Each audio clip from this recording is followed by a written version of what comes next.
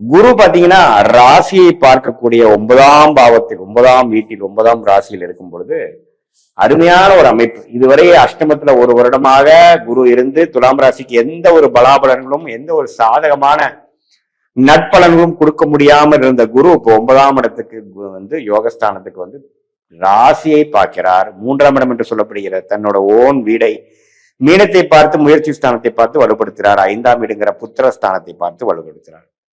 இது இல்லாம அற்புதமான ஒரு விஷயம்.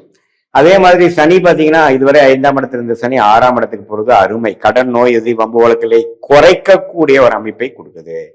அதே சமயத்துல 5ஆம் இடத்துல ராகு இருந்து குரு பார்வை பெறுவது புத்திர விஷயம் உள்ள பெனிஃபிட். நம்ம நாளா குழந்தைகள் பேருக்காக எதிர்பார்க்கிறவங்க மற்ற விஷயங்கள் எதிர்பார்க்கறதுக்குலாம் ஒரு நல்ல ஒரு பேர் கிடக்கக்கூடிய ஒரு அருமையான ஒரு பார்வை, அருமையான ஒரு அமைப்பு. சோ துலாம் ராசிக்காரர்களுக்கு ஆண்டு கிரகத்தின் அமைப்பு அருமையாக இருக்கிறது. இப்போ மாத கிரகத்தின் அமைப்பு எப்படி இருக்குன்னு பார்க்கும் பொழுது ராசியோட அதிபதியாகிய சுக்கிரனே பாருங்க அருமையா இருக்காரு. ஏன்னா மாதத்தின் ஸ்டார்டிங்லயே பாத்தீங்கன்னா மேஷத்திலே இருந்து 3 வாரமும் துலாம் ராசியவே பார்த்து கொண்டிருக்கிறார். அதுக்கப்புறம் பாத்தீங்கன்னா மாதத்தின் கடைசி நாட்கள் தான் ரிஷபத்துக்கு போறார். அதுவும் அவரோட ஓன் வீடு தான், தவறே இல்லை. ராசி அதிபதியின் சஞ்சாரமும் நன்றாக இருக்கிறது. ஆண்டு கிரகத்தின் அமைப்புகளும் அருமையாக இருக்கிறது துலாம் ராசிக்கு.